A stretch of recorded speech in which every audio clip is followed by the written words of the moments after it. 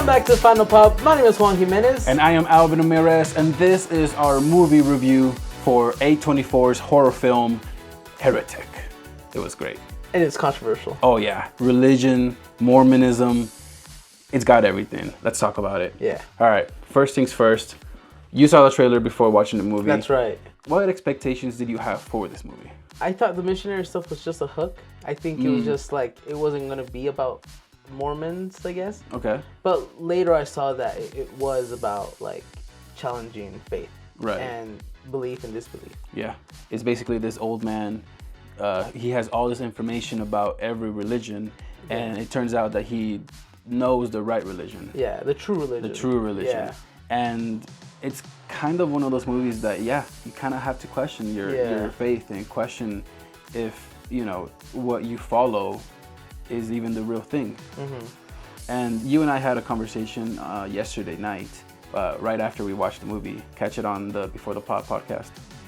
Anyways, so we talked about it, and we came up with a lot of good points. One of your points was that a certain movie theater, they didn't put it on their schedule. So we live in Utah, and we go to a specific theater, that's why we're not saying the theater's name, because we don't get blocked, because it's a really good theater for us. Yes, got good seats. It has good seats.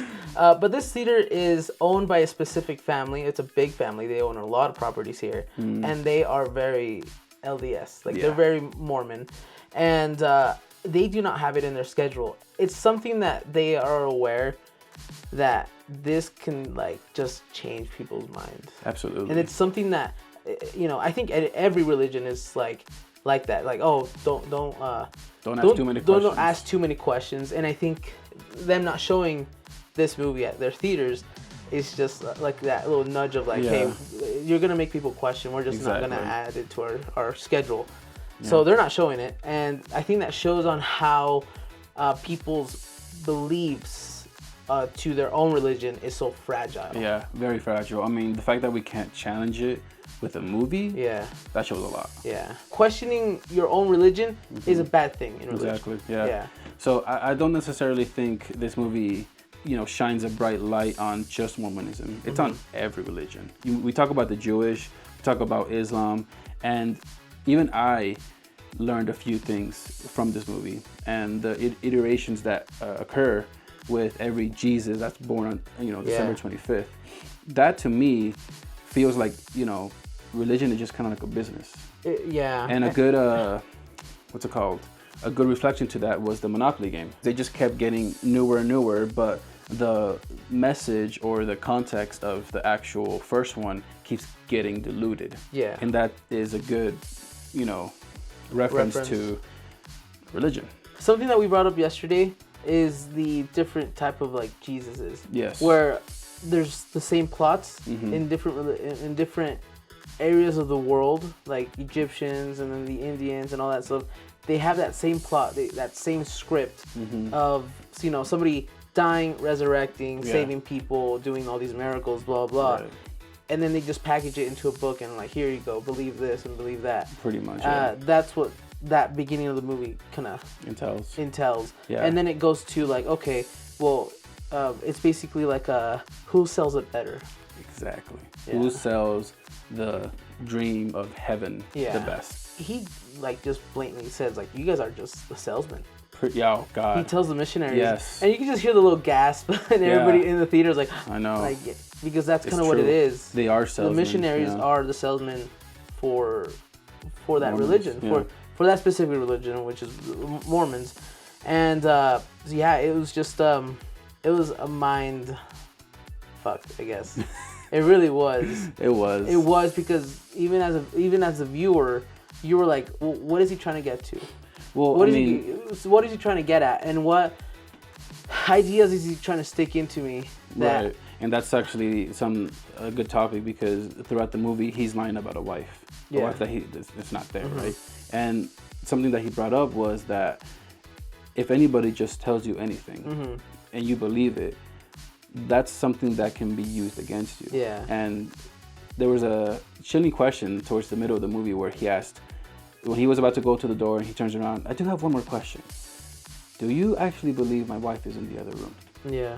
And that's when I was like, oh gosh, like this movie's got a good plot to it, and it's got a good topic as well. There's a lot of layers to this movie. You can peel off every layer, and it would just show different, I guess, lessons. Pretty much. That you that kind of question your own faith, because that's what it is. It's making. This was not made for any religious person. Pretty much. Because it will make you question on what's going on. Because something that he said is the deeper you go, the more you try to learn about your religion, the more things you find under that microscope that just make you like, what the hell is this? Yeah. And I know every religion has their past. Yeah. Especially, the bad. With Mormons, they had their 4 or 5 wives. And polygamy. Polygamy. Yeah. And it goes with every other religion. And I'm sure Islam's got something. I'm sure Jewish got something. Yeah. And for religion to be such a big thing now, the fact that they don't pay taxes. One thing you brought up was the show Under the Banner of Heaven. That's right. Yeah, and that is basically a true story of how Mormonism got to be and how they don't pay taxes and all that. And in the state of Utah, there's a mall that literally doesn't get taxed because there's a little church right on the corner of it. Yeah. So it's one of those things where it's hypocrisy a little bit. We look at it, but we don't necessarily take a second look at it. Yeah.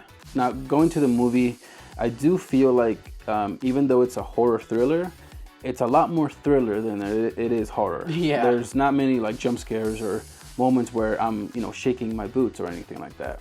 I think what this movie brings is more of this psychological, overthinking. You overthink about your religion, and if you are religious, this movie's probably not for you. And if you are atheist or agnostic, you might look at it and be like, "Yep, that's exactly why I don't believe this." He's got a point. So with the cast, okay, we don't necessarily get that many people, but the main 3 people is Hugh Grant, which plays Mr. Reed, and he's crazy. He's a psychopath. Well, yeah, but he's a psychopath. He's very smart. He is very smart, but he's very quick-witted. Yeah. But he also has this voice of like that he does no wrongdoing. Like innocence. Yeah, innocence, and he's so friendly. Very friendly. Yeah. Like they're trusting. Yeah. He's very friendly. He's very trusting, and the girls even feel like they're like, "Oh yeah, it's fine. We'll go in," and I don't know, man. Like people like that, like they show a side of themselves, but then they're really something else. Yeah, because that Mr. Reed at the very end of the movie, like basically, snipping somebody's finger. Yeah. Slashing the girl's throat and stabbing the other girl. Yeah. That is like, that is a big contrast from the Reed we saw upstairs. Hugh Grant was pretty good in this movie. Absolutely. He did a pretty good job. And also we got Sophie Thatcher, that plays Sister Barnes, and Chloe East, who plays Sister Paxton. Yes. Which, in the beginning, I kind of did enjoy their little dialogue about the condoms and the porn and all that stuff, and it's conversations that I know missionaries are having. Yes. Yeah. So it's very true, and the way that they talk, oh my heck. Stuff like that, and the magic underwear. The magic underwear. Stuff like that is very, very true, guys. So Sister Paxton, she was the one that like really, really tried to put up a front, like being nice and all that. Even when not being let go, she would say, "Okay, well, have a good one." Yeah. She would always come back. It was so annoying, but it's so like innocence and like, oh my gosh. She did a pretty good job. Yeah. And she didn't come out as the protagonist because I think all 3 of them were protagonists at the same time. Yeah. But she's the one that kind of survived. Yeah. And she's the one that kind of went through that rundown of what was wrong. Of what Mr. Reed was trying to do. And that's a good topic to go into. The fact that what religion is the true religion. Yeah. And towards the end of the movie, he kind of says that the true religion is control. And in a way, it kind of does make sense because yesterday we were talking and we were saying about how, there's a hurricane happening in this country. And, Mormons or Catholics or Christians, whatever, they go and they help.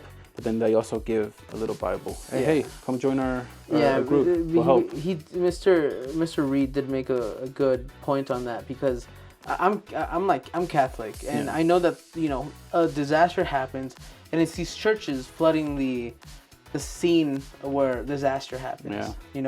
And then they're there, to help, but also to promote. But it's also to promote, like, hey, come join our church. Yeah. They catch you in your lowest point in life. All right, so let's go to scores. What is your score?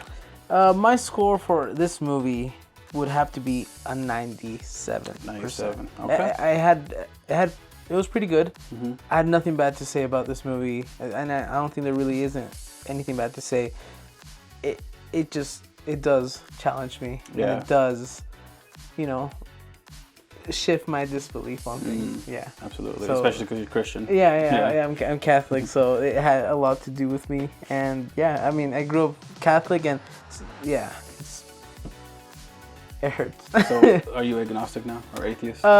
Not necessarily, but a lot of things in the movies that they said are the reasons on why I kind of backed off from the church. Yeah. Okay.